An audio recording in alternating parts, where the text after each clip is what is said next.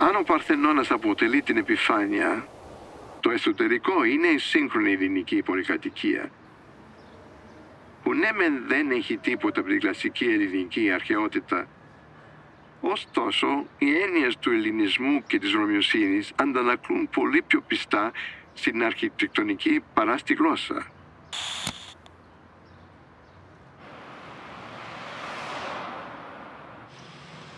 On the one hand, Athens has a bad rap. On the other hand, clearly, ordinary people who lived there in the post-war period were better off than they were before the war. The newspapers, the journalists, there's always a kind of mourning, a kind of, you know, unhappiness, a kind of, you know, sense of we've failed. The city is a failed city. Yet there were always a few people, such as Kenneth Frampton, who had said, well, maybe we're looking at this in the wrong way. For me, there seemed to be another story there that had to be told, that had not been told.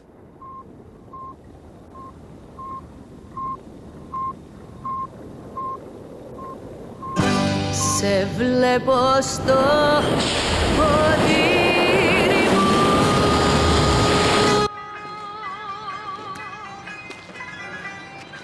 Και πίνοντας σε πίνω.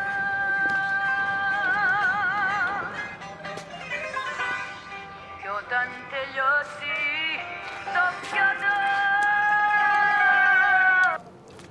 Ναι.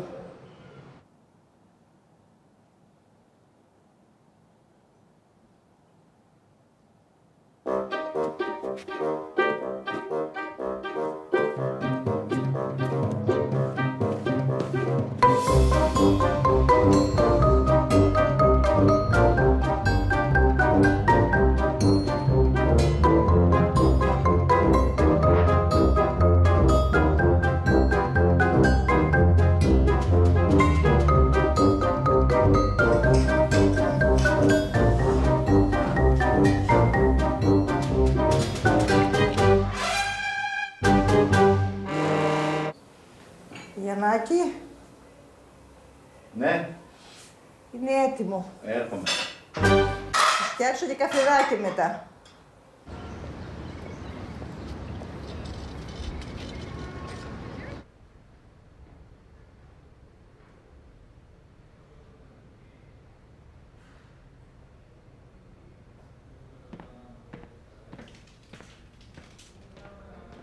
Yes, more fake.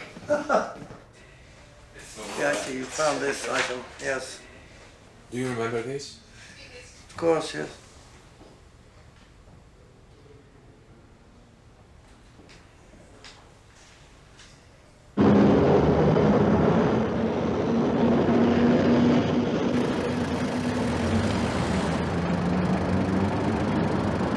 Well, I mean, I thought it was a kind of ideal city in a way. And also very unspoilt, you know, somewhat radiant, I would say, you know, as a kind of innocent, direct experience coming from the airport to the center of the city.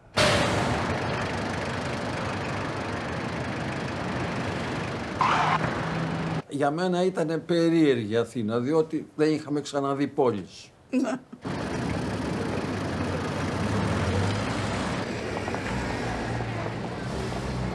Φιλοξενήθηκα στο σπίτι του θείου μου, αδελφή της μητέρας μου. Και με πήγανε σε ένα καμαράκι και κοιμήθηκα. Όταν πήγα και μετά το απόγευμα άκουσα κάποιος να φωνάζει «Έβγα, έβγα». Τι θέλει τώρα αυτός. Σηκώθηκα και ρώτησε, ήταν με το καροτσάκι το παγωτό που πουλάγανε και ήταν η Έβγα, το παγωτό. Παγωτό εγώ ούτε έξερα, ούτε είχα ακούσει, ούτε είχα φάει. Αυτό ήταν το περίεργο της Αθήνας, το πρώτο. When architectural historians typically wrote about Athens, they chose interesting buildings to talk about. Yet this image here by Kokinias shows the sort of generic, let's say, image of the city, a generic city.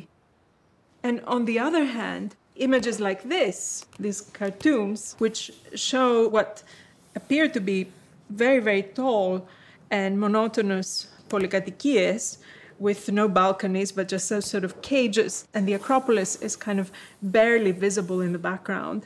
So there's this kind of gloominess that came out in all the media that I could find from that time.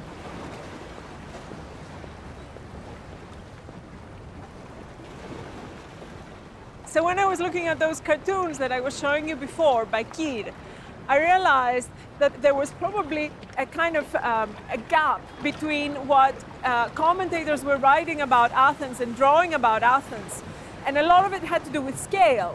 So Athens, the polykatikias are never more than 6 to 8 stories high, because we know that in the 40s there was a law that no building could be higher than the Acropolis, and that in fact the imaginary was that Athens was something like New York with skyscrapers, but in fact the scale in Athens is completely different.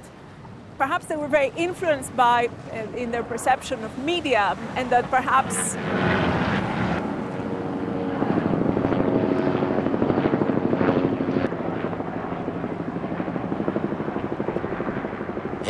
Πώς νομίζεις, πώς έγινε η Αμερική. Τα ποτίζανε, γινόντουσαν κούτσουρα, τα ποτίζανε και γίνανε οι μεγάλοι ουρανοξύστες. Τέτοια θα φτιάξω κι εγώ εδώ. Τι λες βρε Καραγιώζη, είσαι στα καλά σου. Ναι, αφού μου έδωσε και εμένα και έφερα εδώ πέρα σπόρους να κάνω αυτή τη δουλειά και να βγουνε πολυκατοικίες. Δεν θα σε καλά βρε. Ναι, αφού είναι ειδικοί σπόροι αυτοί.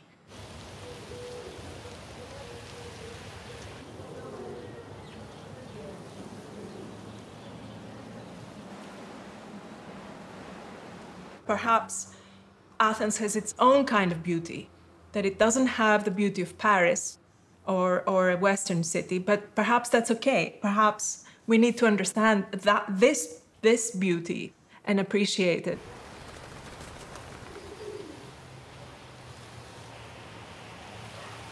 Για μένα στην αρχή η ομορφιά ήταν καθαρά αισθητική.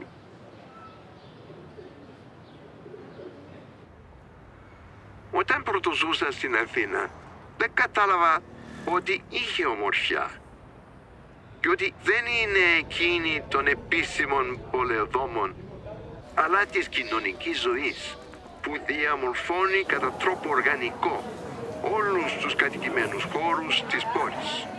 Όλοι οι Αθηναίοι ως ένα σημείο συμμερίζονται έναν τρόπο ζωής που δεν αποτελεί ριζική ρήξη με το αγροτικό παρελθόν και ταυτόχρονα αντιστέκεται κατά της γραφειοκρατικής αντίληψης της αστικής ζωής. I don't know what the average height is. It's about 8 stories, right? Something like that? 8, maybe 9? Fewer. Six. So 6 is very good because, by the way, Allison and Peter Smithson write a little tiny paperback book called Urban Structuring. I mean, it's sort of one of their funny little publications. I often think, where did they get this idea from? They say in that book, above the 6th floor, you lose contact with the ground, you know? I mean, it's an amazing statement, I think, because you realize, that this whole phenomena in the 60s of low-rise high-density housing, which means, 2 or 3 floors, right? But you could, of course, get much more, with the same kind of dense pattern, you could get a much higher density if you went to 6 stories. Όταν ο Φράμπτον μιλάει για τον έκτο όροφο, προσδιορίζει με οξυδέρκεια ποια είναι η διαφορά μεταξύ πολυκατοικίας και ουρανοξύστη. Εκείνο όμως που παραλείπει να πει είναι ότι ακριβώς γιατί το περιορισμένο ύψος της πολυκατοικίας διαφυλάσσει το απαραίτητο στοιχείο της αμοιβαίας ορατότητας με την Ακρόπολη, είναι το ίδιο φαινόμενο που επέτρεπε στους θηρονούς χαφιέδες την εποχή της Χούντας να κατασκοπεύουν τους κατοίκους που τυπικά η δουλειά τους ήταν να τους εξυπηρετούν. I mean, I think it is a viable model, So it's a matter of scale? Yeah, of course it is a matter of scale, but, also it's a matter of knowledge in a way.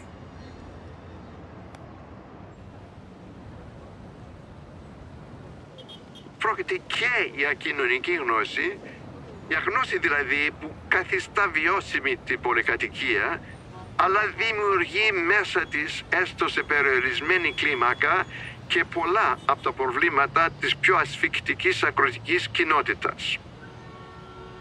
The connotations is that this is the hungry developer who's eating up all the trees and he's building houses. Look at him. I mean, he looks like a monster.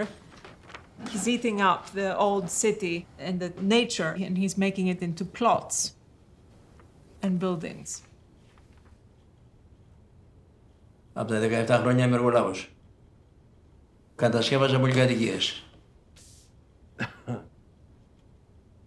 Έχω κατασκευάσει γύρω στις 40 πολυκατοικίες.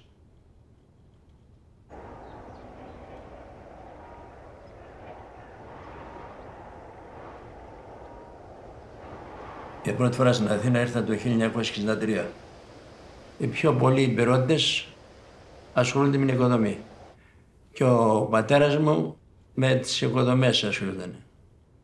Ο πατέρας μου σκοτώθηκε στον εμφύλιο το 48, με 2 χρονών. Εγώ δεν είχα πρόβλημα οικονομικό. Γιατί η αδερφή του πατέρα μου ήταν στην Περσία, η μάνα μου δούλευε. Εγώ ήμουν υιοθετημένος στην Αμερική μέχρι τα 12 χρονών. Έπαιρνε η μάνα μου 240 δραχμές. Και όταν λες έχουν υιοθετήσει, πώς το εννοείς? Δηλαδή? Ήμασταν πολλά παιδιά. Ναι. Η πρόνοια, μέσω πρόνοιας. Λοιπόν, σαν ορφανός.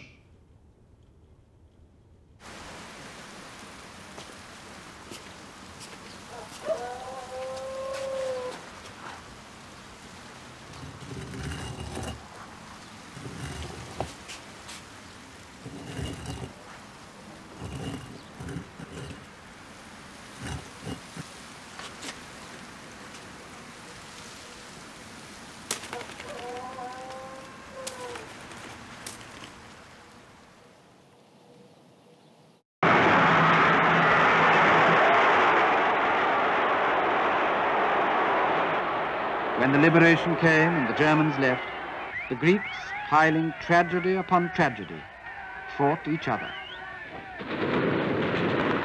Their civil war became the first direct engagement of the Cold War between the communists and the rest, and it left Greece more devastated and divided than any nation in Europe. By 1950, 5 years after peace and reconstruction had begun elsewhere, most of Greece was a ruin, paralyzed by its own feuds.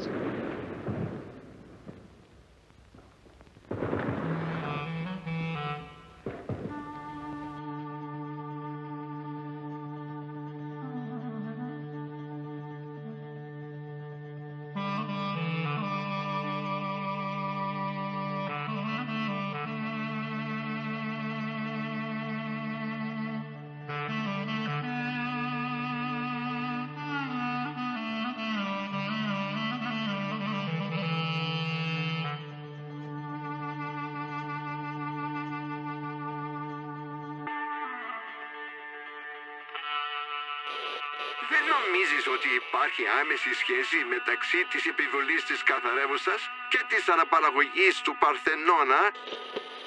Βεβαίως η δεξιά εκμεταλλεύτηκε τα σύμβολα της αρχαίας Αθήνας σαν όπλο. Εφόσον θεωρούσε ξένη ιδεολογία το μαρξισμό, έπρεπε να πειθαρχήσουν τα σώματα μέσω εντελώς υλικών και συχνά βιαίων μεθόδων.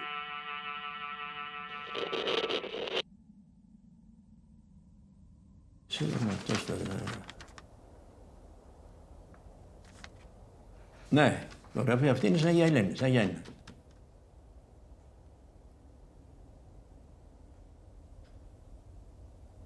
Παιδόπολης είναι αυτή. Εκεί ήταν τα παιδιά τα οποία ήταν άπορα. Άλλος γονείς ήταν στην... Είχαν τον πατέρα της, είχε φύγει να είμαι στη Ρωσία ή από εδώ ή από εκεί να είμαι... Είχα δύο πρώτες αδέρφια εκεί.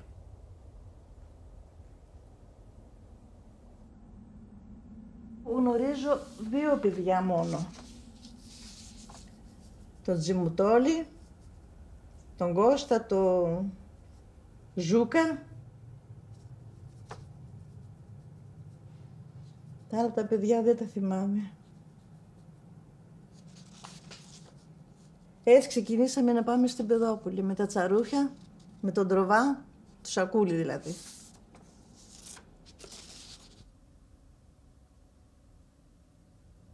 Γιατί ρίχναν τα αεροπλάνα τότε και ήμασταν μέσα στο χωριό και η Βασίλισσα Φρυδερίκη μας πήρε, γιατί τα άλλα τα παιδιά, 3 αποστολές είχαν πάει στα ανατολικά κράτη. Ουγγαρία, Ρωσία. Ήταν και πολλά τα παιδιά που είχαν οι γονείς και δεν είχαν να φάνε. Εγώ πήγα στην Κέρκυρα, στο Αχίλιο, 120 παιδιά. Εγώ είμαι εδώ. Πήγαμε το 49 με 51, 2 χρόνια. Τα κορίτσια πάνω στο παλάτι και τα αγόρια κάτω που είναι άλλο κτίριο. Πειθαρχία, φανταράκια. Στην ώρα μας το φαΐ πηγαίναμε στα αμερικάνικα τα καράβια, μας παίρναμε τη βάρκα. Εμάς τις μεγάλες δηλαδή, τις κοπέλες, τα αγόρια και τα κορίτσια. Και μας πηγαίνανε εκεί για να δούμε το καράβι και οι Αμερικάνοι μας, θυμάμαι, κατεβήκαμε κάτω τη σκάλα και μας βάλανε ένα ζηλέ για να φάμε. Και μόλις είδαμε το ζηλέ που ήταν παιδιά από χωριό, γυλούσαμε και εκείνοι γυλούσανε με εμάς γιατί εμείς δεν τολμούσαμε να πάρουμε να φάμε το ζηλέ.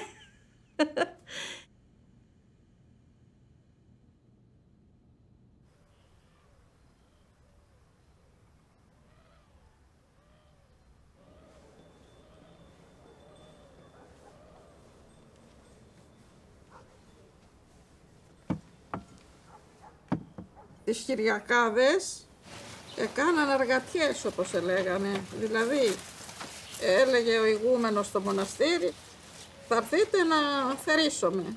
Και μαζευόταν οι άνω μερά και από άλλα μέρη και πηγαίναμε και θερίζαμε. Και ερχόταν και οι νεαροί και όταν ήταν καμιά που του άρεσε, ήρθε και ο άντρας μου και κάθισε κοντά μου εκεί που ήμουνα και εγώ και θέριζα.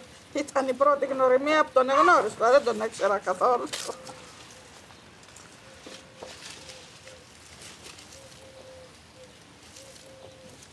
Εγώ το 1953 που έφυγα από εκεί δεν υπήρχε ζωή για το μέλλον. Κάθε χρόνο οι ηλικίες που γινόμαστε 16-17 χρονών για την Αθήνα. Οικοδομή, ντενεκέ και σιγά σιγά μαθαίναμε και γίναμε ό,τι γίναμε. Αυτή είναι ένα παγιγύρι στο χωριό και αυτός είμαι εγώ. Όλοι γνωστοί, κανένας δεν ξένος. Καλά, έχετε ξαναχτίσει? Αν έχουμε ξαναχτίσει, η δουλειά μας. Αλλά πρώτη φορά θα χτίσουμε σήμερα. Πρώτη φορά θα χτίσετε? Κατάλαβα. Κατάλαβα. Αρχίζει και τεδάφιση στις Αθήνες.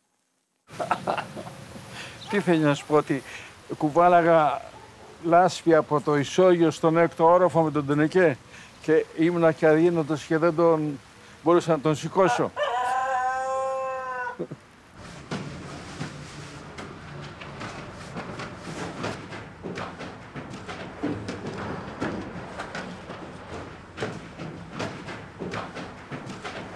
Η οικοδομή ήταν σκληρή, αλλά είχε δουλειά. Είχε μεροκάματο, καθημερινό.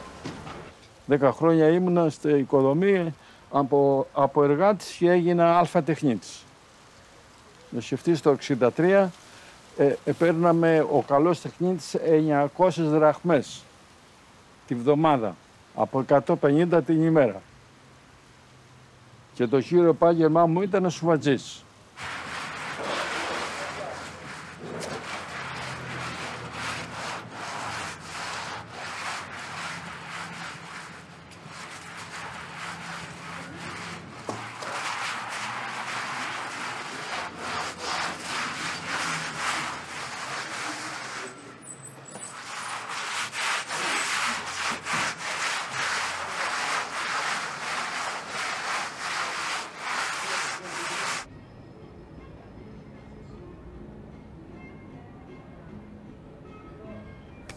Τα χέρια του Βασίλη μου. Τα χρυσά του τα χέρια, γιατί δεν ήταν τίποτα να μην ξέρει την οικοδομή. Από 9 χρονών είχε πάει κοντά στα μπουλούκια, στα χωριά, για μια φέτα ψωμί. Μετά στα 16-17 που ήρθε στην Αθήνα στα Σπάτα στο γαμπρό του, με τον εμφύλιο, έγινε ο πρωτομάστορας. Οι πιο πολλοί δικοί μας ήταν στην Κυψέλη. Εδώ είμαστε του Γεώνος Νέγρη, εδώ είμαι εγώ. Αυτό είμαστε το 65. Υπήρχαν χαμηλά σπίτια και εργολάβοι που κάνανε κατασκευές στην Κυψέλη ήταν οι γονιάτες. Δηλαδή αυτοί είναι οι πρώτοι που ξεκίνησαν με την ανοικοδόμηση στην Αθήνα. Πριν ξεκινήσουν πολυκατοικίες, έπαιρναν αντιπαροχές. Αντί να παίρνουν χρήματα από εταιρείες, έπαιρνα χτισήματα, σοβατίσματα με διαμέρισμα. Κατά αυτόν τον τρόπο πούλησα 6 διαμερίσματα.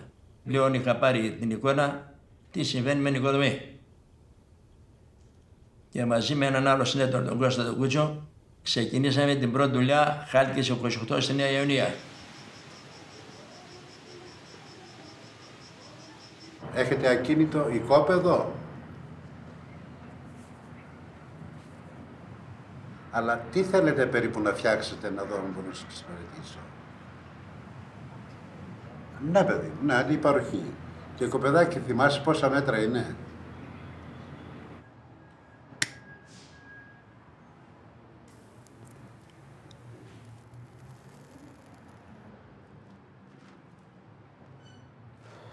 Λέσβου και Τενέδου, Ηλιούπολη.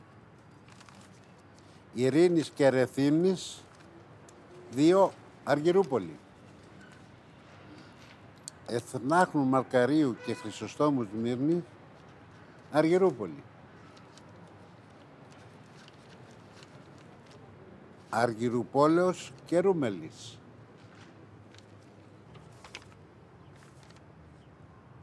Παπαδρέου και Σκληπιού, Γλυφάδα. Εθνάχου Μαρκαρίου, Αργυρούπολη. Εγώ γεννήθηκα στη Σαντορίνη το 1944. Είμαι οικογένειας 9 παιδιών, οικοδόμος ο πατέρας, οικοδόμος και ο παππούς. Ήταν πρώοι εκκλησιάδες και μετά μπήκαν στη μέθοδο των σπιτιών. Το 1951 ο συγχωρεμένος ο πατέρας μας πήρε από το νησί και μας έφερε στην Αθήνα. Όλα τα αδέρφια είναι οικοδόμοι, τα 7 αγόρια και τα 2 κορίτσια και γαμπροί οικοδόμοι, όλοι γύρω από την οικοδόμη.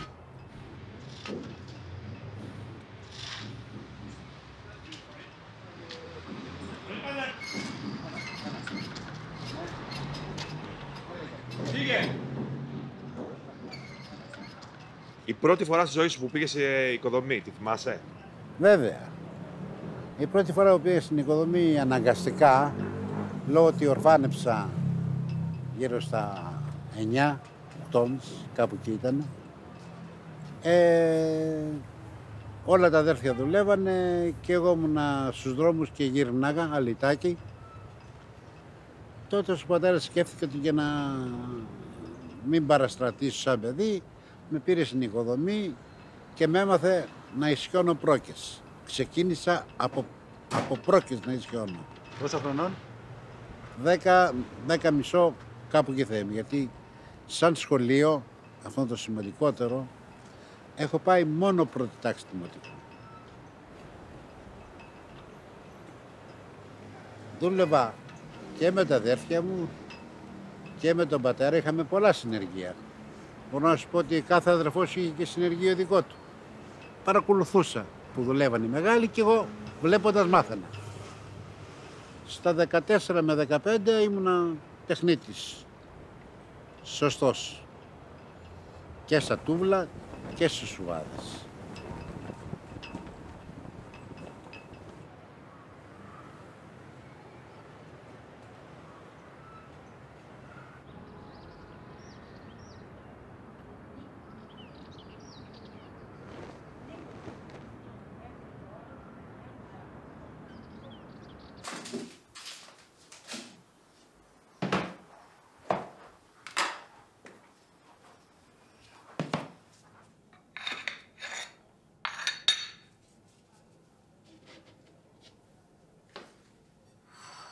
Είναι η παράδοση.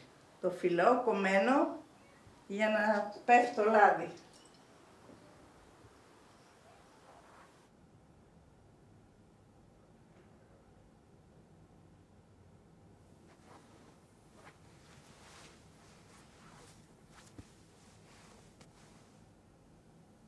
Εδώ είναι η μαμά μου και εγώ. Τη στείλαμε στον μπαμπά μου στην Περσία. Το 39. Το 34 γεννήθηκα και το 35 έφυγε ο μπαμπάς μου, μ' άφησε 1 χρόνο. Και με βρήκε 23. Έλειπε 22 χρόνια. Ο μπαμπάς μου είναι αυτός. Αυτή είναι η γέφυρα που φτιάχνουν, τις γέφυρες στην Περσία με πέτρα.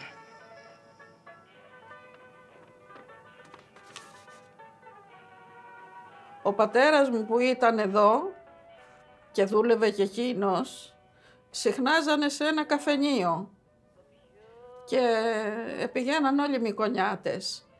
Και όταν ήρθε ο Νίκος να με ζητήσει, μου λέει αυτό το παιδί πρέπει να είναι καλό. Γιατί όλοι οι μικονιάτες που είναι εκεί, τα άλλα παιδιά φεύγουνε και πάνε σε κρασιά, σε πιωτά, σε αυτά, ενώ εκείνος κάθεται σε ένα τραπέζι και διαβάζει εφημερίδα. Σαν νέος ήταν πάρα πολύ ωραίος. Εγώ γύρισα από την Πεδόπολη το 51 και εκείνος γύρισε το 53. Είχαμε να ειδωθούμε γιατί κρύβονταν μέσα στις σπηλιές να μην τον πάρουν αντάρτη. Και γλίτωσε, ήρθε στο χωριό, ειδωθήκαμε, αγαπηθήκαμε, έναν έρωτα μεγάλο, που μένει μέχρι που να κλείσω κι εγώ τα μάτια. Ήρθε ο σύζυγος χωρίς να τον ξέρω καθόλου και μου λέει τέλος πάντων ότι σε θέλω και όλα αυτά και έχω ξεκινήσει και την πρώτη μου οικοδομή και αν με θέλεις κι εσύ. Και μέσα σε 3 μήνες είμαστε και παντρεμένοι. Περνούσαν το βράδυ τα αγόρια νυχτέρι όταν ερχόταν από το ταξίδι και όταν ερχότανε παρέες λέγανε «Για να δούμε είναι νοικοκυρά». Ερχόταν ο Βασίλης, με έβλεπε εμένα με το κέντημα. Να σηκωθούμε, να βγάλουμε καρύδια, να βγάλουμε αυτά. Και όταν πονάει το δοντάκι, τον περιποιήσει πιο καλά. Και έλεγε τα 3 παλικάρια που ήταν συνομήλικοι, εγώ θα πάρω την Κούλα, εγώ θα πάρω την Αρετή, εγώ θα πάρω την Ιφηγένεια. Και περνούσαν και το βράδυ να δούνε πώς είμαστε μέσα στο σπίτι, είμαστε νοικοκυρές, είμαστε αυτά. Δεν μας παίρνανε γιατί έπρεπε να είμαστε καθηγήτριες. Θα πλώσει τα χέρια, θα βρουν από γεια σου με τα περιστεριά, αγάπη μου πρώτη. Όταν ήρθα εδώ βέβαια, λίγο στεναχωρέθηκα, μέχρι που μου πέσανε τα μαλλιά. Στεναχωρέθηκα με την έννοια της κλεισούρας, γιατί η Μύκονο ήμουνα όλη μέρα έξω, στα κτήματα, στα ζώα, σε αυτά, και είχα συνηθίσει έναν άλλο τρόπο ζωής.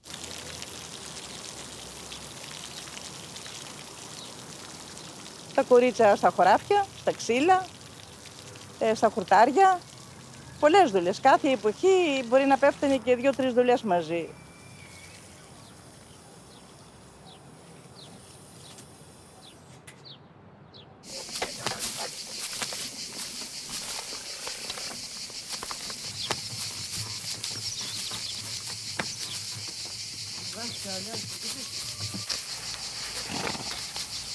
Τι να πω, πώς να πω, πώς ήταν η βαθμή, Νίκο, όταν ήταν ταλόνι. Πολύ ζέστη. Πολύ ζέστη. Και έπρεπε να μπαίνει κάθε μια να αλωνίζει λίγο, μετά ζαλιζόσουν γύρω στα λόνι, έβγαινες εσύ, έμπαινε ο άλλος και πάλι τα ίδια.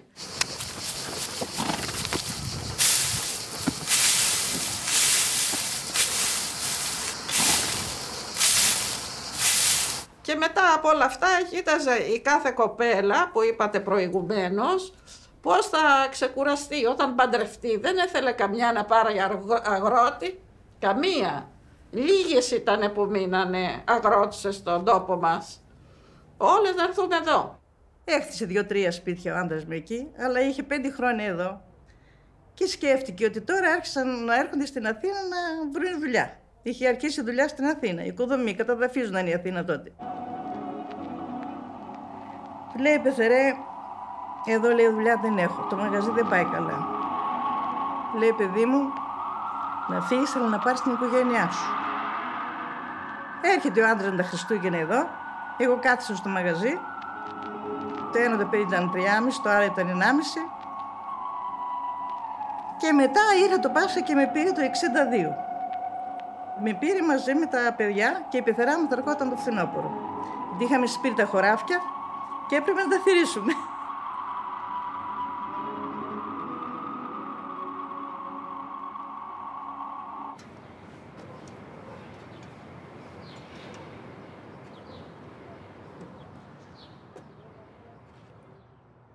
Ήτανε όλα τα σπίτια μονοκατοικίες.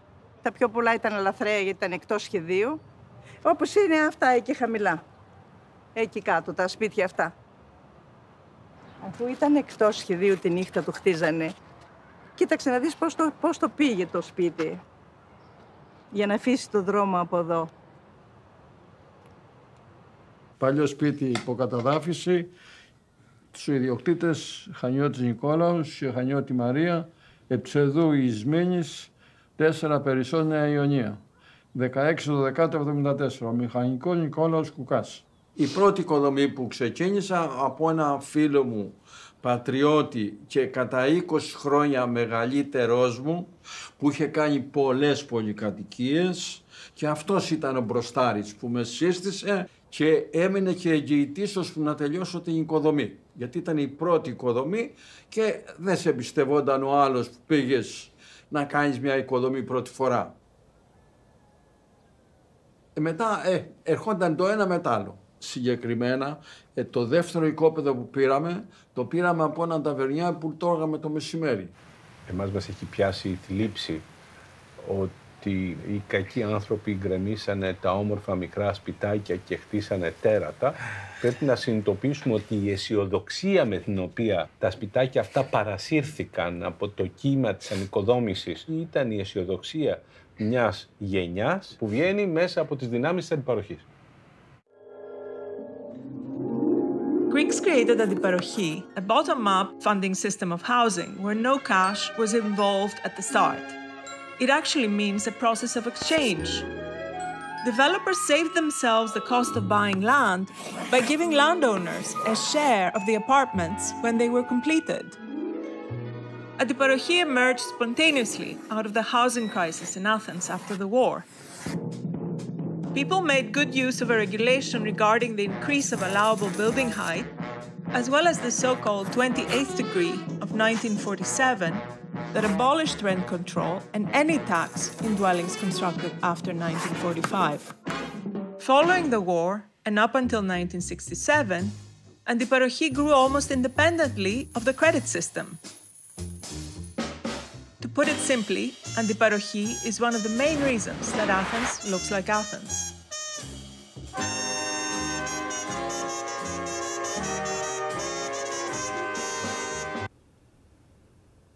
Στον Οικονομάκο στην Ομόνια, στην Αβέρνα, δούλευε κάποιος μάγειρας, ο οποίος μου σύστησε μια δουλειά στη Νέα Κυψέλη, γεννηθών 18-20. Και είχαμε καλές σχέσεις, ήταν και πολύ αστείες, τον πειράζαμε, μας πείραζε και μας σύστησε το δεύτερο οικόπεδο που ήταν στον Άγιο Λουκά απέναντι.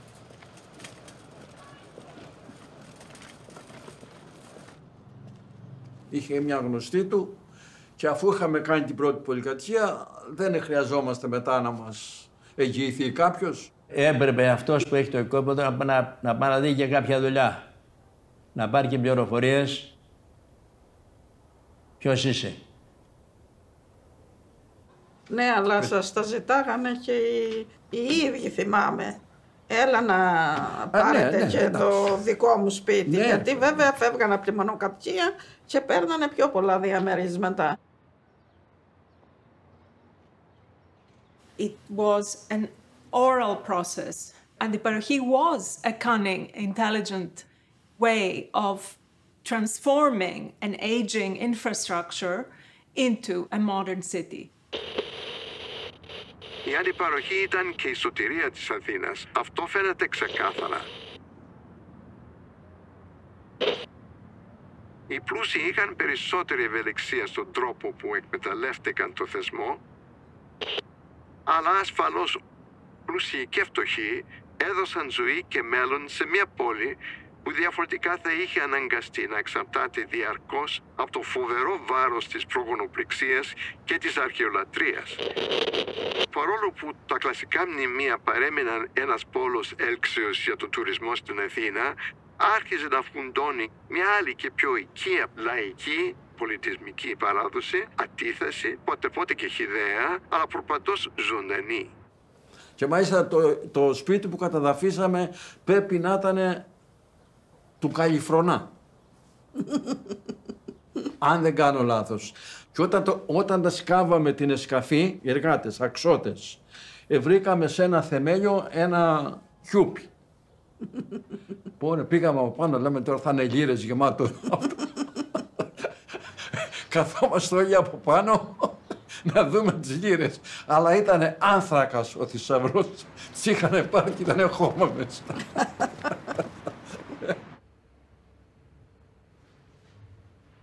Anyone coming from the outside who has some vague knowledge of what has been the story of 20th century urbanism must also at some point think, well, what exactly was the basic building regulations, that must have sustained to some extent this spontaneous manifestation of what for me was a very kind of coherent urban form.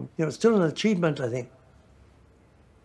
No, that's my feeling then and now, Η μεγάλη διαφορά λοιπόν με την Αντιπαροχή σε σχέση με άλλες κατασκευαστικές εμπειρίες σε άλλες χώρες είναι ότι δεν υπάρχει το μεγάλο κεφάλαιο και δεν χρειάζεται το μεγάλο κεφάλαιο. Αυτό κατεβάζει την κλίμακα των έργων, στα οποία το κύριο χαρακτηριστικό είναι η συνεργατική παραγωγή και όχι η καθετοποιημένη παραγωγή. It was very difficult for people to find employment if they had been from the left. Greece was the bulwark state against communism. And it was very important that people had a certificate of social beliefs. It was a kind of ID that you had to have in order to find work in the public sector. You could work in construction without that, without any of that. There was a possibility of absorbing all these people who came from the countryside in the construction of the πολυκατοικία. Αυτό είναι και στόχος των αμερικανικών προγραμμάτων αυτοστέγασης. Το λένε ρητά, δηλαδή ότι και για την Λατινική Αμερική και τον τρίτο κόσμο, ότι θα δημιουργήσουμε οικονομίες που θα είναι βασισμένες στην κατασκευή κατοικιών. Το 1947 έχει γραφτεί στο ΚΑΠΑ τα ψήφισμα και στην εισηγητική έκθεση και περνάει το μέτρο και δουλεύει το σύστημα και όντως, δουλεύει η οικοδομή, η ιδιωτική πρωτοβουλία στην οικοδομή. Οπότε σίγουρα όλα αυτά προετοιμάζουν το έδαφος για την αντιπαροχή. Είναι αδιαφυσβήτητο αυτό. Απλώς δεν μπορούμε να χαράξουμε μια ευθεία γραμμή. Και δεν πρέπει. Ναι. Η αντιπαροχή εμφανίζεται πρώτα το 50-52 η πρώτη αγγελία, αλλά ξέρουμε ότι το σύστημα δούλευε πιο πριν στο μιλητό. Οπότε βλέπεις το 60, ας πούμε, ότι εμφανίζεται μία έξαρση στις αγγελίες. Έχεις ξαφνικά πάρα πολλές σε όλες τις εφημερίδες.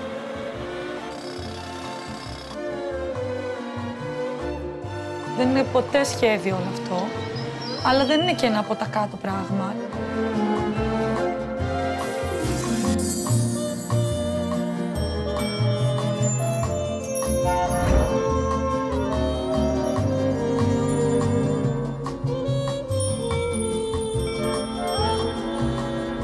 Άλλο στο καλό τον επιχειρηματία εδώ. Εδώ οι σπόροι, εδώ οι πολυκατοικίες, εδώ οι ουρανοξύστες. Να, ο πρώτος πελάτης έρχεται. Το να ζήσω σε μια μοντέρνα πολυκατοικία ήταν κάτι το απίστευτο, κάτι πάρα πολύ σημαντικό. Άνθρωποι που θα βρίσκονταν στην επαρχία θα έρχονταν στο αστικό κέντρο ακριβώς επειδή υπήρχε αυτή η έκρηξη ενοικοδόμησης. Και οι άνθρωποι που θα ενίσχυαν, που θα αγόραζαν τελικώς με ό,τι υπήρχε αυτά τα διαμερίσματα, ενίσχυαν αυτόν τον οικοδομικό εδασμό και ταυτόχρονα και την ερήμωση της υπαίθρου.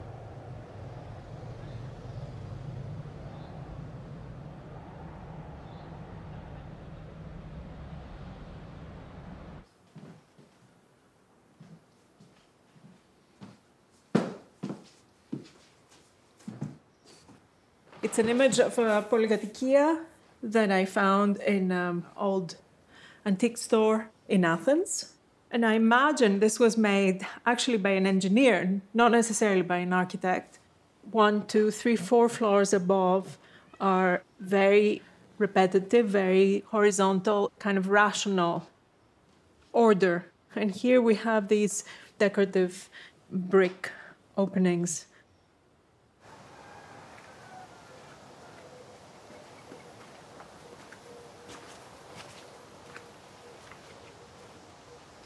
Αυτό το μοτίβο το έφτιαξα διότι δεν θέλει συντήρηση και για διακοσμητικό. Και πώς συνδέεται με το γεγονός ότι το έχουμε δει παρόμοιο στις πολυκατοικίες? Ας πούμε ότι ήταν μόδα.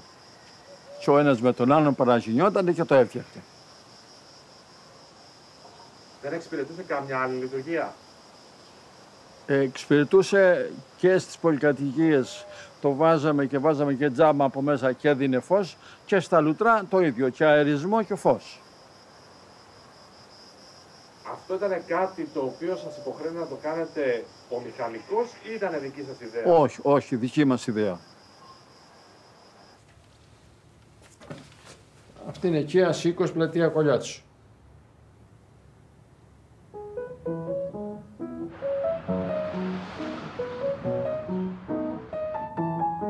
Αυτή πρέπει να είναι στη Μεϊντάνη, είναι στη Μακρυγιάννη.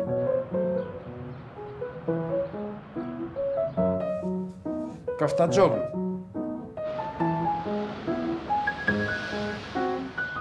Τούτη πρέπει να είναι Πίντου, στην πλατεία Κολιάτσου. Αυτοί πήρανε Αλκαμένους 28-30.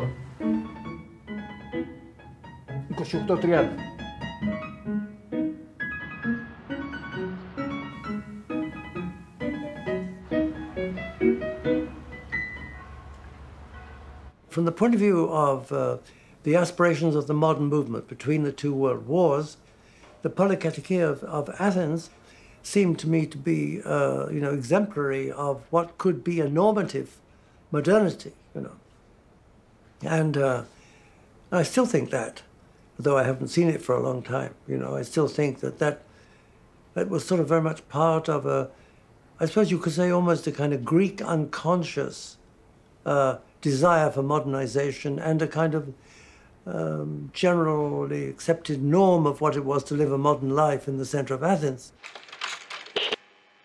Εδώ και χρόνια ελάχιστοι μιλάνε για Ρωμιούς, μιλάνε για Έλληνες.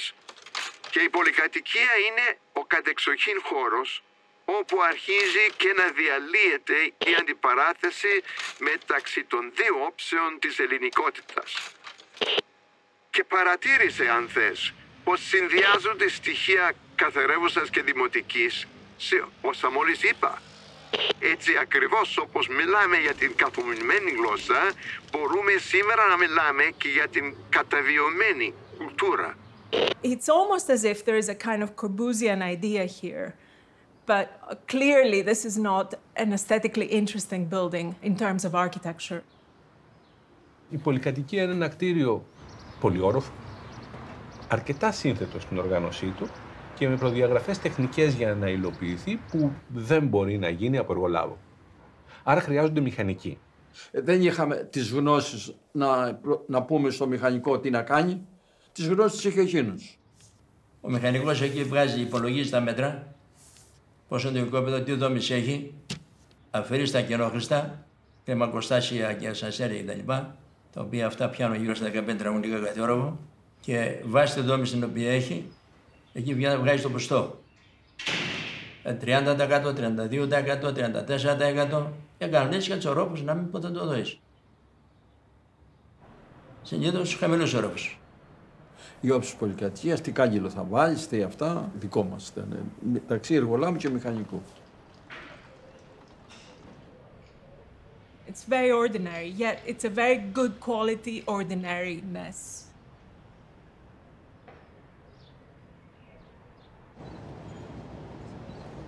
Contractors in Greece, the people I call the builders, they were working in small teams. There is absolutely no comparison with developers in the sense that we understand them, especially here in New York, let's say, or in other European contexts. It's a completely different model.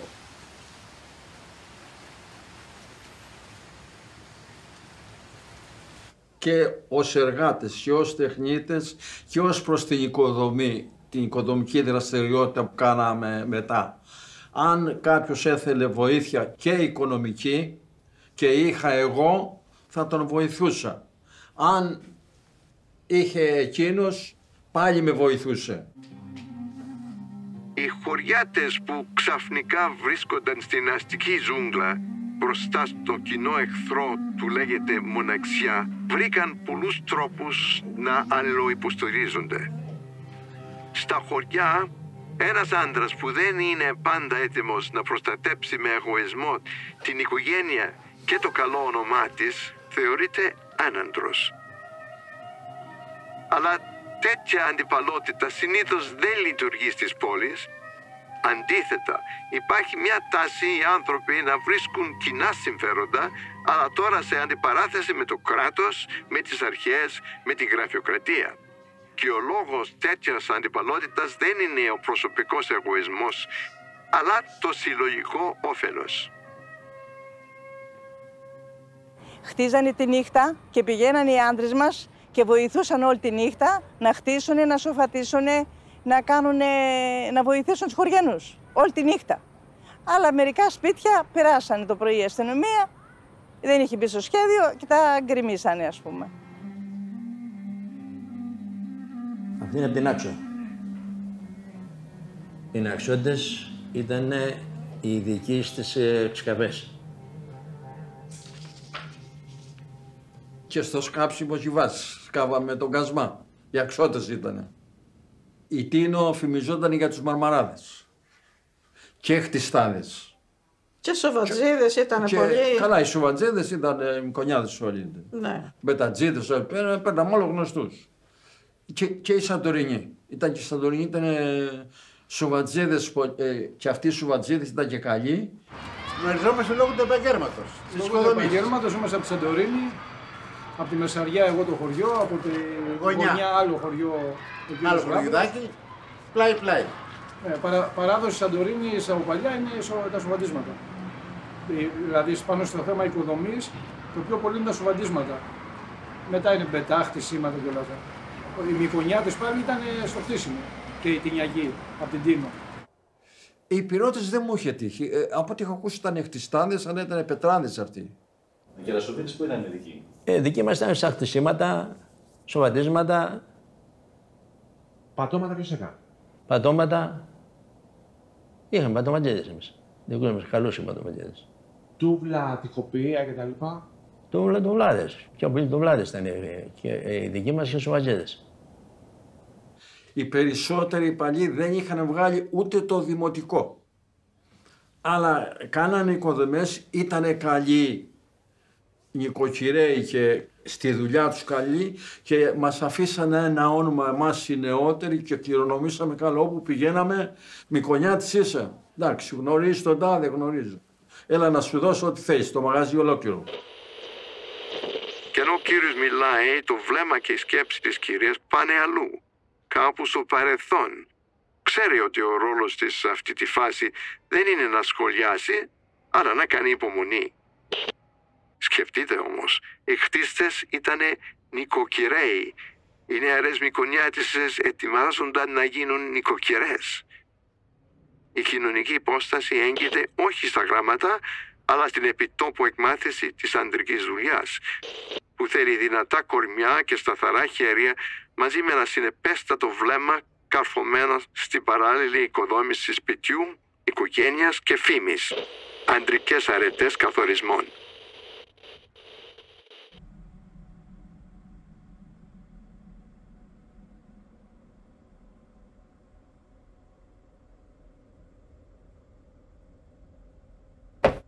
Όπως του το είπα του γιού μου τα φτιάξε. Εδώ είναι το μελάνι, εδώ είναι η άμμο. Γράφεις με το μελάνι, στεγνώνεις με την άμμο. Και το κάθισμα, μοντέρνο. Καταβρεχτήρι. At some point, I discovered in my father's library, my father was a civil engineer, this really fascinating book by Zissimos Zarzanos, and this was his doctoral dissertation, defended in 1960. It's a dictionary of building terms. On the left, we have the builder's language, where we read isofardismenos, o I to, rima isofardizo, which we may even understand today. And on the right, we have this elite καθαρεύουσα language, ο έχων χαραχθεί παραλλήλως προς την αγραμμήν.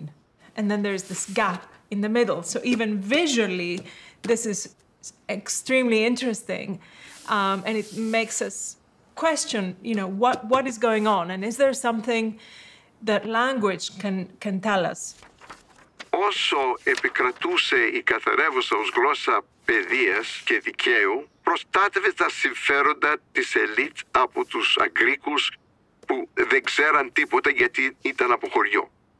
Αλλά αυτή η σκηνή ισοπεδώνει τη διαφορά. Οι γραμματιζούμενοι είχαν ανάγκη από μεταφραστή. Για βάλε και μελάνι, και μελάνι. Ανακάτευτα. Ναι, τώρα θα κάνουμε χαρμάνι, θα ρίξουμε μπετό, θα είναι έτοιμη η πλάκα αύριο το πρωί. Γράψει και γλάψει. Μαθήσια Παύλαινα. Μαθήσια Παύλαινα. Να, όχι έτσι, κλαίγε. Ρε μανούλα μου, θα κλαίω εγώ να πάει κλαφτό το γράμμα, ρε, έχετε ξανακούσει τέτοιο πράγμα? So a lot of these terms, in fact, the ones on the left, the low, ordinary builders terms, came from, a much older time. And Zarzanos notes, like a good etymologist, where all these terms come from. He kind of takes us on a journey to the sort of building culture of that time. So what was going on? Our culture had two different languages. We would speak on the street one way, but then at school, we had to all learn this other language.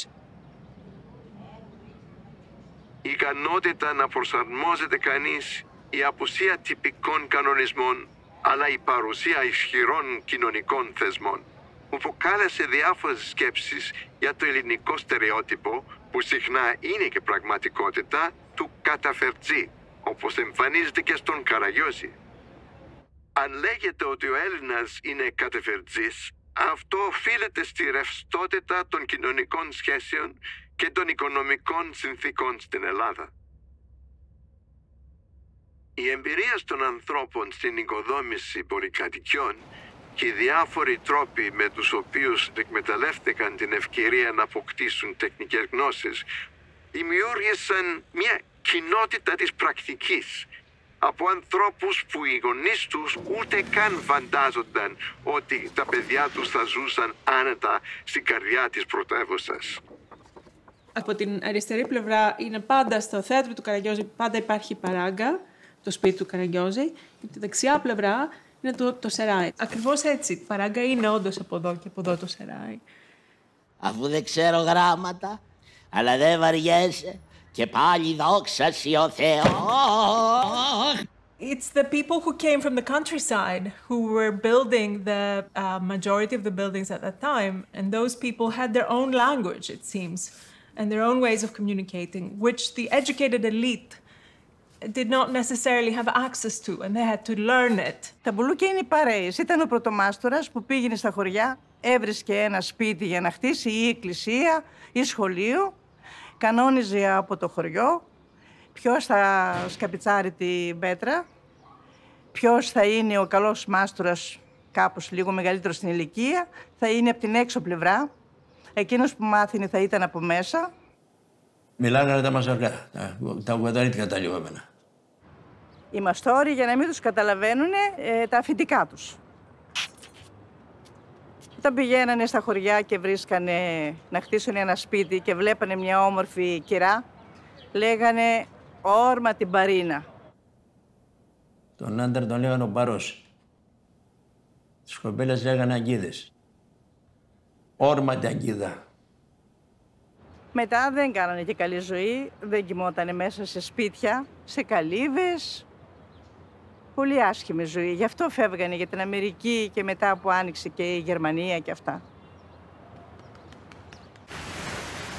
Οι παππούδες μου και οι δύο πήγανε και γυρίσανε.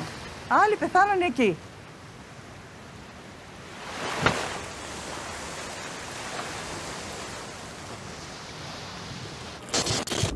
Ο Έλληνας, στο ρόλο του καταφερτζή, γνωρίζει άρεστα την τέχνη της προσαρμογής. Εδώ οι σπόροι, εδώ οι πολυκατοικίες, εδώ οι ουρανοξύστες. Για έλα να δεις, θείε μου, εδώ τι σπίτια υπάρχουν. Βλέπεις, ωραία μανόλα μου. Εκείνα εκεί φυτρώνουν με το σακούλι. Όχι, θα το βγάλεις από το σακούλι για να το φυτέψεις. Έλα εδώ, πάρ' το. Α.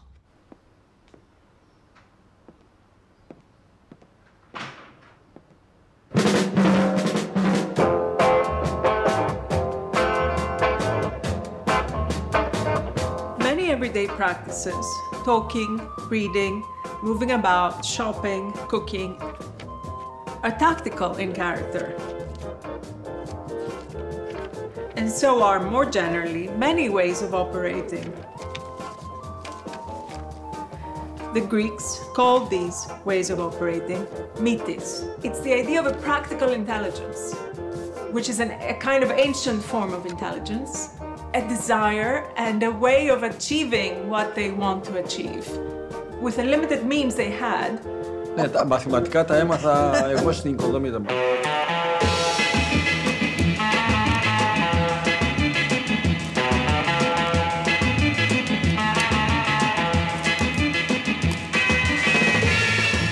Πολύ ευθύνη από την ώρα που έσκαβες μέχρι που να τελειώσεις. Καταρχήν στις σκαφές υπήρχαν δίπλα παλιά κτίρια και εσύ πήγαινες κάτω από τα θεμέλια. Και αν σου πέφτει ένα γειτονικό, κι εγώ ήσουνα. Και πάντα δεν ξεμπάζουνα το οικόπεδο όλο και άφηνα τα διπλανά κτίρια στον αέρα. Ξεκινώντας το χαντάκι 2 μέτρα, έρχονα λεγόμενο ντουλάπι, το λέμε αυτό, στήριξη. Άλλα 2 μέτρα, στήριξη, και προχώραγα στηρίζοντας τα γειτονικά, μην έχουμε ατυχήματα. Όταν όταν ήταν η κατεδάφιση που έπιανε βροχή και φοβόσουν να μην σαυτώσουν τα χώματα, να μην πέσουν μέσα. Είχα καλουπώσει, είχα σιδερώσει, δεν είχα ρίξει βάσεις ακόμα. Και ήταν και η πρόσωψη 2 μέτρα κάτω το χώμα και στην αυλή. Πήρα νάιλο, τέτοιο, και έβαλα στον ακάλυπτο όλων και τα έβαλα έτσι για να φεύγει το νερό, να μην πηγαίνει στο χώμα και μου πέσει το χώμα μέσα. Είχα σιδερωμένα έτοιμα για να ρίξω μπετό.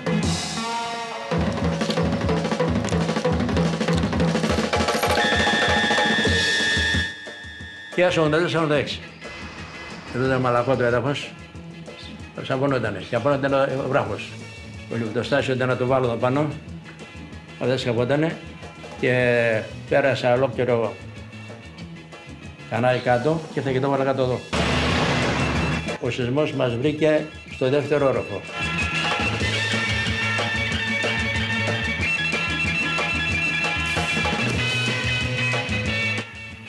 Στο Φλαρίνο πήγαινα στα πρώτα τα γυναίκα. Δηλαδή έκλεινε στο γραφείο, δεν πήγαινε στο σπίτι να κοιμηθείς για να... Η γυναίκα δεν σου βάζει χέρι. Η γυναίκα πώς δεν πέφερε χέρι. The places that I looked to try to understand who were these women and how they were thinking were women's journals, photographs, and also movies, the early black and white movies from the 1950s. This one where the housewife literally creates this sort of cunning trick. Βάρε και καμιά κασμαδιά στο τζάκι. She tricks the developer, or the rich, big guy, to come into her neoclassical house that was really falling apart, and she knew it. And supposedly searching for treasure, she had him literally demolishing the old kitchen.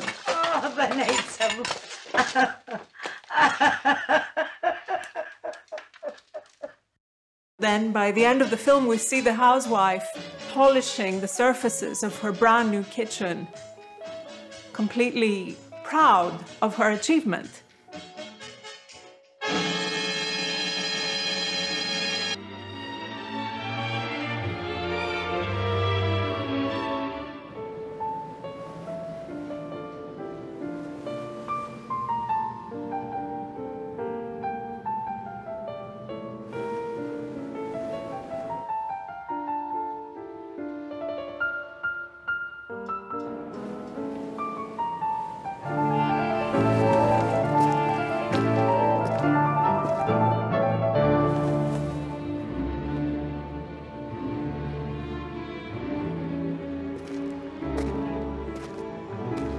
Ξενοτραπεζαρία, τζάκι, η θέση για τις τηλεοράσεις, η κουζίνα του, ωραιότατη, με παράθυρο. Άνετη, με όλα τα έπιπλα μέσα, με το ψυγείο του, την κουζίνα του, τον νεροχύτη του και παράθυρο να ευχαριστιέται την νοικοκυριά.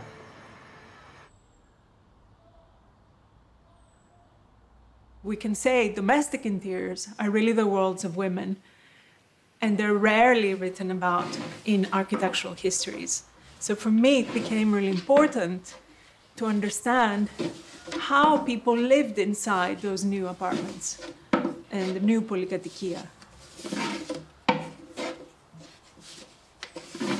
This woman here, this one, they were in the city, in my view. So these women might have lived in these sort of crumbling neoclassical houses. They could be 2 stories, or they could be a very humble 1-story single-family houses.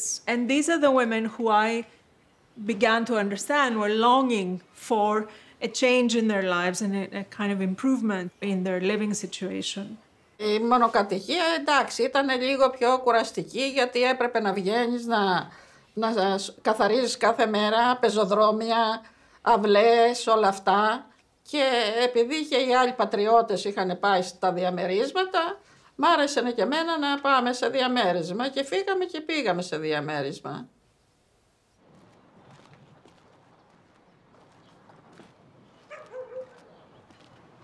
Με πήρε ο άντρας μου και μου λέει: πάω να σου δείξω το οικόπεδο, λέει, που θα πάρουμε στην Κυψέλη. Γαλάτσι με Κυψέλη, είμαστε στα σύνορα. Μόλις ήρθα και είδα το βράχο, του λέω: έφυγα από τα βράχια από το χωριό και με έφερε, σου λέω, σε αυτό το βράχο, λέω, να πέφτουν οι πέτρες απάνω να λαχταράω. Χαθήκαν τα οικόπεδα, λέω, στην Αθήνα.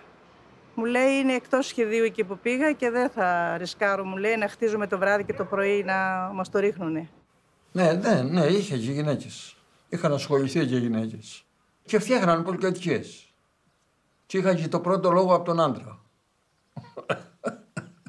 Εννοείς ως κατασκευαστές ή ως εργάτριες? Όχι, κατασκευαστές, εργάτριες δεν είχα συναντήσει ποτέ. Αντρική δουλειά.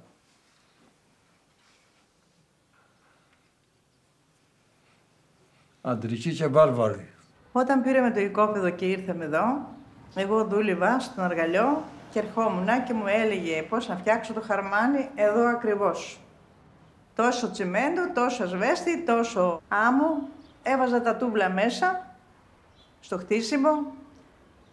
Από την 1η Οκτωβρίου μέχρι το Δεκέμβρη, τα Χριστούγεννα, μπήκαμε μέσα στο σπίτι. Όταν έφτιαχνε το ταβάνι εδώ ακριβώς, από πάνω, σοφάτιζε. Πήρα το τενικέ με τη λάσπη μέχρι τη μέση, δεν το γέμιζα, δεν μπορούσα να το σηκώσω. Είχε τη σκαλουσιά και καθώς έσκυψε να πάρει το τενικέ με τη λάσπη, πήγε να πέσει ο άνθρωπος και μου λέει «Βρε κούλα, σήκωσε το λίγο ακόμα». Του λέω «Με ρωτάς αν μπορώ, μωρέ Βασίλη, να το σηκώσω άλλο το τενικέ», του λέω. «Έχεις δίκιο», μου λέει, «αλλά πρέπει να τελειώσουμε να μπούμε μέσα», λέει, «γιατί έπιασε χειμώνας». Δεν έχει καλά.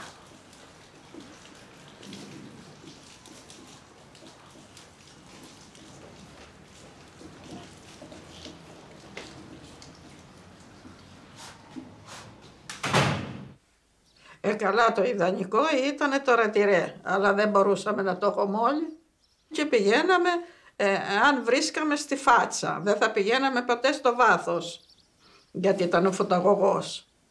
Κοιτάζαμε να είναι μπροστά, να βλέπουμε ας πούμε κάτι, να μην είσαι κλεισμένος. Θέλαμε να μπούμε στο σπίτι, να μην είμαστε πότι όλο μετακομίσεις και αυτά. Δεν κοιτάξαμε να πάρουμε έπιπλα, αυτοκίνητο. Κοιτάζαμε πρώτα να βάλουμε το κεραμίδι πάνω από το κεφάλι μας. So for them, this was a huge improvement in their lives. And I think that this is a point that a lot of architectural historians especially don't recognize, that it was something that was actually intensely desired by women, especially by women, because it made their lives easier. Και τι προσφέρουν δηλαδή οι άλλοι εργολάβοι για αυτό το οικοπεδάκι? Όχι και οικοπεδάκι Περικλή, μη λέμε τι θέλουμε. Τέλος πάντων, τι προσφέρουν? Αυτό είναι μυστικό. Εσείς τι προσφέρετε? Α, το πολύ πολύ 2 διαμερίσματα. Χαίρετε.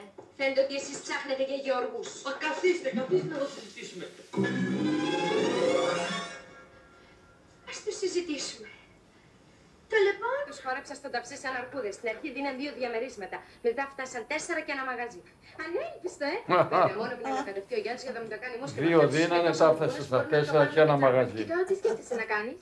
Επιχείρησης γαμπρός. Θεωρόταν πολυτέλεια η πολυκατοικία εκείνη την εποχή. Παλιά τα σπίτια, τα λουτρά ήταν απ' έξω. Ήταν ένα οικόπεδο, είχε 2-3 διαμερίσματα και ήταν ένα λουτρό, ήταν απ' έξω. Και πηγαίναν. Ύστερα γίναν όλα μες στα πόδια.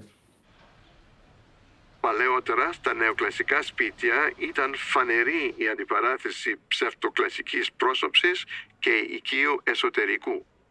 Με την πολυκατοικία κάτι αλλάζει, γιατί το διαμέρισμα δεν ανοίγεται κατευθείαν στον δρόμο, άρα επιτρέπει στον ιδιοκτήτη ή κάτοικο να παίζει πιο επικοδομητικά με τις διπολικές αντιπαραθέσεις. Πρόκειται για μια πιο ευλίγιστη κατάσταση.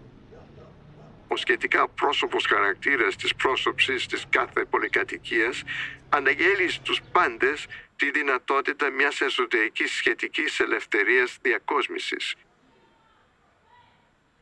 This book για το σπίτι σας, ιδέες, διακόσμηση αρχιτεκτονική, it is from 1966 to 1967. The military junta came to power in 1967. The way that this is written, you can tell just by the language of it that it's really directed towards women. In the last 10 years, ordinary Greeks, peasants and civil servants, like ordinary people all over the world, have also begun to learn how rich life might be.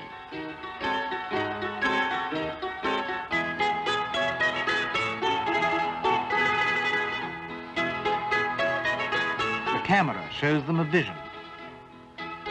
And even if it doesn't always seem attainable, it stirs hope and even expectation. When TV comes to Greece in the 60s, so suddenly women can actually see other families in the West have these amenities, and they want them also. I wanted to understand was how this kind of collective imaginary came about. And by that I mean the media, how the media were portraying the house, and with it, the women. Εγώ γέννησα όρθια στο χωριό, δεν υπάρχει. Είναι άλλη ιστορία αυτή, άστενη. Πολύ πονημένη. Αλλά ήμασταν όλοι οι ίδιες. Και οι πεθερές και οι νύφες. Και έτσι δεν είχαμε παράπονο.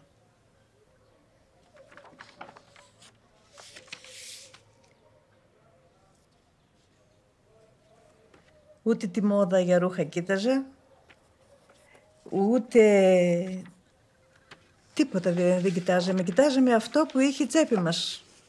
Τα απαραίτητα. Θέλω μια κατσαρόλα μεγάλη, μία μικρή, μία μικρότερη, ένα τηγάνι. Αυτά ήτανε. Αν έβλεπα άλλο μοντέλο μετά, τέρμα. Εδώ τι να δω τώρα, τη διαφήμιση και αυτά.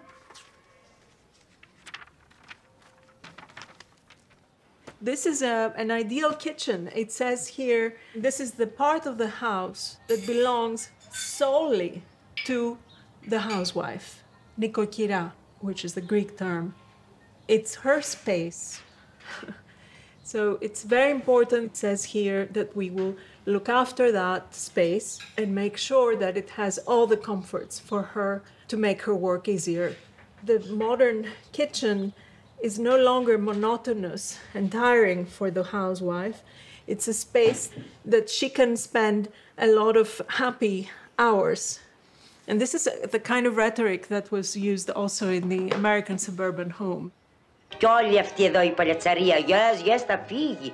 Θα βάλουμε εδώ ένα ωραίο σαλονάκι από αυτά τα πολύ μοντέρνα. Τα very, πώς τα λέτε εσείς εδώ, γιατί ξεχνάω πώς τα λέμε εμείς εκεί. Και το πιάνο, Χριστός και Απόστολος, επιτρέπετε πιάνο στην εποχή μας. Βάλτε αύριο μια αγγελία στην εφημερίδα ότι πωλείται πιάνο σε τιμή όσο. Στη θέση του θα βάλουμε ένα pick-up που έφερα από το Σικάγο. Yes. Αυτό είναι ο στόχος τους, ο δεδηλωμένος, ότι θα καλλιεργήσουν ένα ήθος καπιταλιστικό, που το καπιταλιστικό ήθος σημαίνει savings, λάτρης της ιδιοκτησίας γενικότερα, πόσο μάλλον της ιδιοκτησίας στέγης, αμερικανισμός, αμερικάνικο όνειρο, ασφάλεια.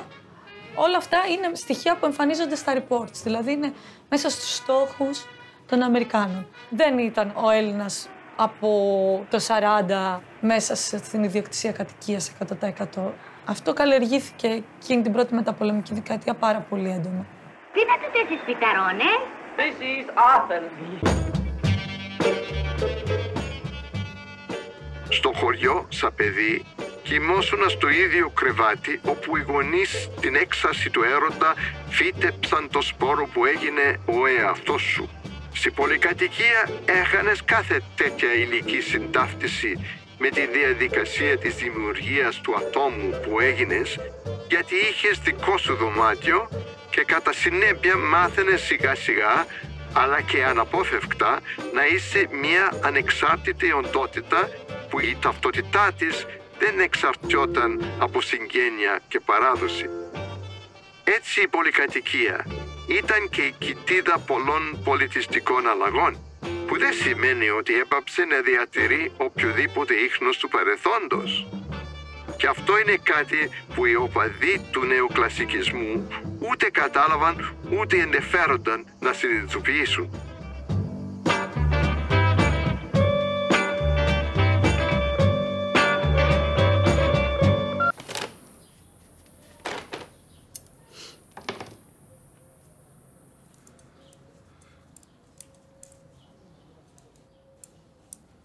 Όταν ήρθα εδώ, πήγαινα στις βιτρίνες και κοίταζα τα φορεματάκια. Ήμουνα και πρωτάρα, τα βλέπα ότι είναι ωραία τα φορεματάκια, αλλά είναι και ακριβά. Και έπαιρνα το σχέδιο, έκανα το σχέδιο και έπαιρνα εγώ ύφασμα και έλεγα εκεί που θα πάρω ένα, εγώ θα κάνω 3. Και βέβαια έκρυβα εγώ κάτω από το στρώμα που είχαμε το συνήθειο. Και όταν δεν είχε που έθελε να πληρωθεί γιατί δεν επουλούσε και αμέσως η οικοδομή, έπρεπε όμως να τελειώσει. Έβρισκα πότε κρυμμένα λεφτά και του δίνα.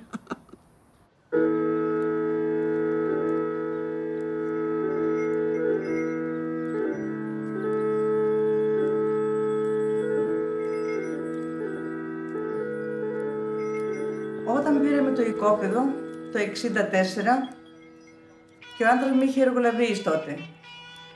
και ήρθε μια κυρία που εγώ είχα φέρει τον αργαλείο των μικρών από το χωριό και έφτιαχνα χαλάκι και ντυμένα. Μου λέει, θα έρθεις κάτω να δουλέψεις τα φορέματα. Λέω, Βασίλη, αυτό και αυτό. Μου λέει, καλά, πήγε να δοκιμάσεις. Αφού αμέσως αγάπησα τη δουλειά, έπαιρνα 1.000 τη βδομάδα και έβγαζα τα έξοδα της οικογένειας. Βρε Βασίλη, του λέω να πάρουμε κάτι στο σπίτι. Λέω, είμαστε κάτω, λέω, χωρίς ούτε καρέκλες, ούτε τίποτα δεν είχαμε. Μου δίστρες μέσα και οι φάντρες 7. Τραγούδι, κακό και το χέρι έφευγε. Τάκα του καραγαλιός, γινόταν χαμός.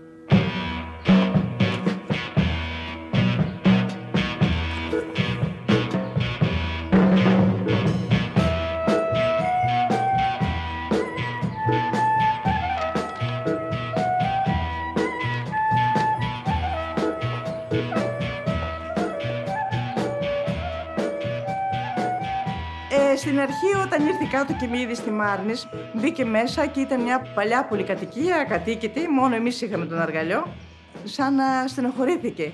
Βγήκε έξω και λέει, καλά, δεν είμαι ικανός εγώ να φυλάξω τη μάνα μου, τα παιδιά μου και τη γυναίκα μου. Δεν μ' αρέσει που ήρθε η κούλα και κλείστηκε εδώ μέσα, σε αυτό το σαράι, το παλιόσπιτο. Πάμε να πάρουμε φωτιστικά και πήραμε αυτά τα φωτιστικά εδώ. Αυτό το πολυέλιο εδώ και το άλλο εδώ πέρα. Αυτό.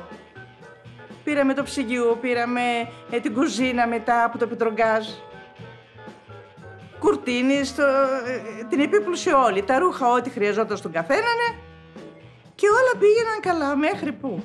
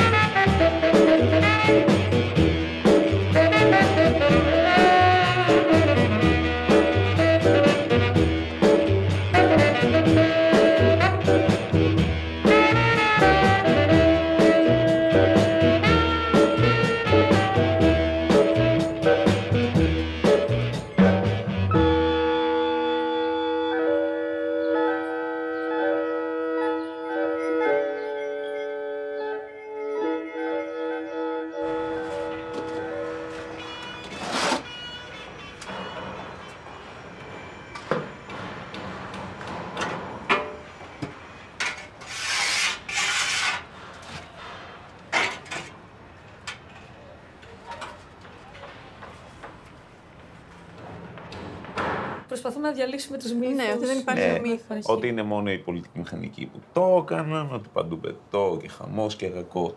Άμα αύριο μεθαύριο γκρεμιστούν όλες οι πολυκατοικίες και αισθητικοποιηθεί το μοντέλο αυτό με τον ίδιο τρόπο που έγινε με τα νεοκλασικά τέλος πάντων, χωρίς επιχείρημα. Τη δεκαετία του 80. Τη δεκαετία του 80 δεν υπήρχε επιχείρημα, απλά έλειψε. Σπάνισε, ανέβηκε η αξία του με κάποιο τρόπο αισθητικά και το νοστάλγησαν αυτοί που μπορούσαν και ήθελαν να το νοσταλγήσουν. Αντίστοιχα, εδώ πέρα δεν πρέπει να περιμένουμε κάτι τέτοιο να συμβεί για να συζητήσουμε το πώς παρήχθη αυτό.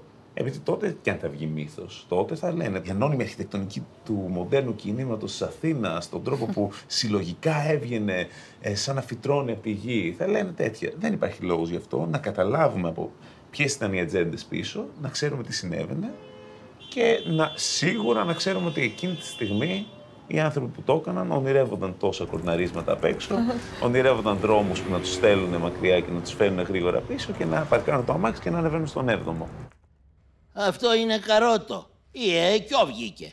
Τι λες ρε μπάρμπα, θα το φύτεψες ανάποδα. Και λέει ρε λικόπιασμα που το φύτεψα ανάποδα. Στάσου, κορώνα, γράμματα, στάσου, μπάρμπα Γιώργο, σιγά, μανούλα μου, στάσου, Γιώργο, λάμπτερε, λάμπτερε, λάμπτερε, λάμπτερε, λάμπτερε, λάμπτερε, λάμπτερε, λάμπτερε, λάμπτερε.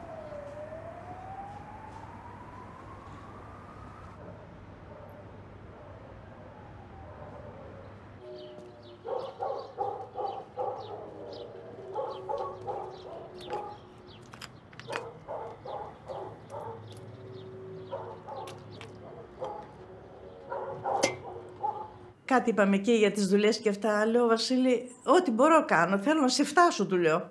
Μου λέει, όχι, είσαι το τσιβί. Λέω, ποιο είναι το τσιβί? Λέει, το τσιβί είναι ένα μικρό πιτραντάκι. Όταν βάζουμε στη γωνία, λέει, την πέτρα, τη γωνιακή αυτή, με το ζύγι για να τη ζυγίσουνε, εκεί, λέει, κρεμάει. Δεν είναι κατακόρυφη να πάει η γωνία κάτω, να βάλουν το ζύγι και να πάει κάτω. Να φτιάσουν τη γωνία στο σπιτιό καλή. Εσύ, μου λέει, είσαι το μικρό λιθαράκι που το βάζεις κάτω από την πέτρα τη μεγάλη, λέει, και έρχεται στα ζύγια της. Με έλεγε τσιβί.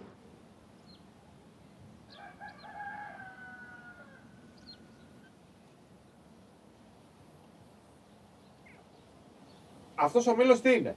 Ήταν του παππού μου, ο οποίος είχε 17 παιδιά, τον κληρονόμησε ο πατέρας μου και τον έκανα κι εγώ από χόμπι για να το θυμάμαι. Όταν πια ήρθε και έπηξε, δεν σ' αρέσανε να είσαι κλεισμένος. Δεν θα ήθελα να ζω έτσι σε τέτοια πολυκατοικία. Φύγαμε και πήγαμε λίγο προς τα έξω εμείς τώρα. Και κακά τα ψέματα. Από την Αθήνα ζήσαμε και κάναμε ό,τι κάναμε από την Αθήνα. Ναι. Όλα αυτά εδώ που φτιάξαμε από την Αθήνα. Και από ό,τι λένε οι πρωτεύουσες δεν χάνουν ποτέ.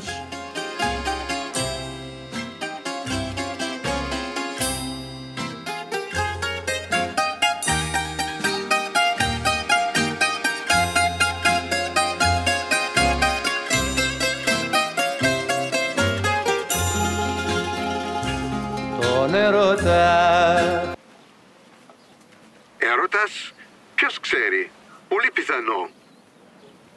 Τέτοια εξοχικά που τελούν κατά παραδοξολογία ένα εσωτερικό στην εξοχή.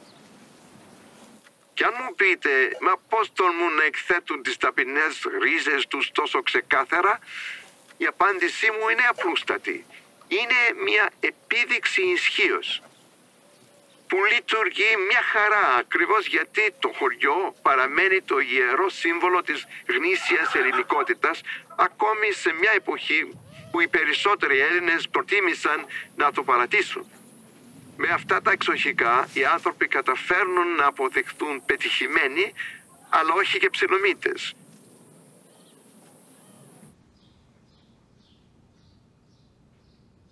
Ναι, έχω κατέβει εγγόνιζα σαν πρόεδρος της αδερφότητας μου στην Αθήνα, ήμουν στο χωριό, για να συναντήσω με τον Αβέροφ για να βγάλω ένα κοστολόγιο για το κτίριο. Το κτίριο της αδερφότητας, το κτίριο που τους έφτιαξε στο χωριό. Μας παραχώρησε η εκκλησία το οικόπεδο σαν είδος αντιπαροχής. Σε σχέση με το χωριό, ήμασταν δεμένοι πολύ, γιατί μεγαλώσαμε εκεί εμείς. Το χωριό είχε μεγάλο ενδιαφέρον. Εδώ είναι τα θεμέλια. Αυτό έχω παρατηρήσει, ότι ακόμα και αν είσαστε στην Αθήνα, το σκεφτόσαστε. Ακριβώς. Εδώ στην Αθήνα, με ποιο τρόπο ικανοποιούσατε την νοσταλγία σας για το χωριό που σας έγινε? Κάναμε διάφορες συγκεντρώσεις. Όπως? Χορούς. Ο κάθε χορός είχε 600 άτομα τότε.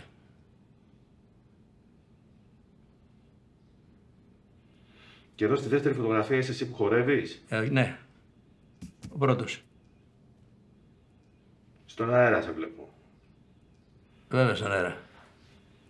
Τον έρωτα φαρμάκος η μιζέρια, κομματιάσε η φτωχιά την καρδιά. Δεν ήρθανε για μας τα καλοκαίρια και έγινε η ζωή τόσο βαριά. Θα κλείσω τα μάτια, θα πλώσω τα χέρια, μακριά από τη φτώχεια, μακριά από τη μιζέρια.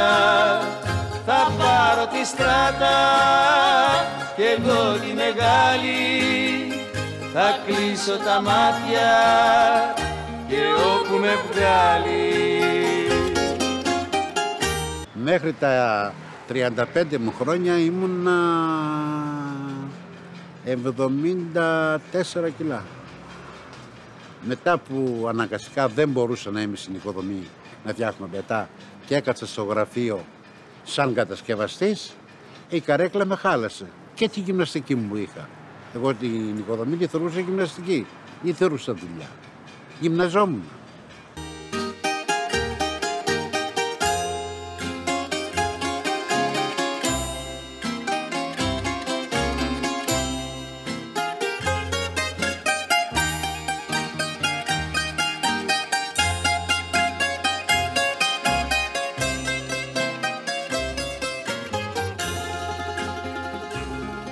Να βρεθεί ντροπή να με κρατήσει στη λάσπη και στη ξυλίνη σκεπή, τη φτώχεια που μας έχει γονατίσει, τη νιώθω μεγαλύτερη ντροπή. Θα κλείσω τα μάτια, θα πλώσω τα χέρια, μακριά από τη φτώχεια, μακριά από τη μιζέρια. Θα πάρω τη στράτα κι εγώ τη μεγάλη, θα κλείσω τα μάτια και όπου με βγάλει.